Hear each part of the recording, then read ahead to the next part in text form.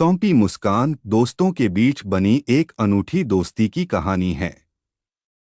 एक सुंदर सुबह एक छोटे से गांव में रहने वाले राज और मीरा की मुलाकात हुई। राज एक खुशमिजाज लड़का था, जबकि मीरा एक अच्छी दिलवाली लड़की थी। उनकी दोस्ती बहुत तेजी से बढ़ती गई और वे हर कदम पर एक दूसरे के साथ थे। राज एक दिन मीरा को अपने बगीचे में घेरकर बैठने के लिए आमंत्रित किया। बगीचा हरा भरा था और फूलों की महक में आत्मा को शांति मिल रही थी।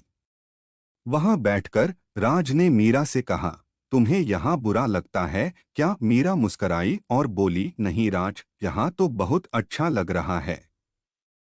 तुम्हारा बगीचा सचमुच जन्नत की तरह है।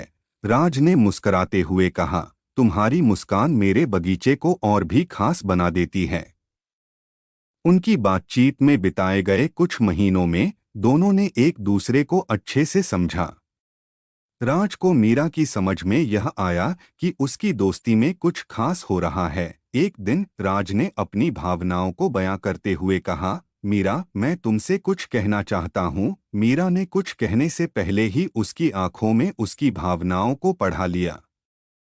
उसने मुस्कराते हुए कहा, कहो राज, मैं तुम्हें सुनना चाहती हूँ। राज ने धीरे से कहा, मैं तुमसे प्यार करता हूँ मीरा। मीरा का दिल धड़क उठा और उसने भी सच्ची भावनाओं से कहा, राज, मैं भी तुमसे प्यार करती हूँ। इस बात के बाद उनका सफर एक नए अंधकार से रौंगत की ओर बढ़ा। वे एक दूसरे के साथ खुशियों और दुखों को साझा करते रहे और उनकी एक दूसरे की मुस्कान में ही सब कुछ छुपा हुआ था। इस कहानी से हमें यह सीखने को मिलता है कि जब हम दूसरों के साथ अपनी भावनाएं साझा करते हैं तो जीवन में एक नई शुरुआत हो सकती है, जो हमें सच्ची खुशियों की दिशा में ले जाती है।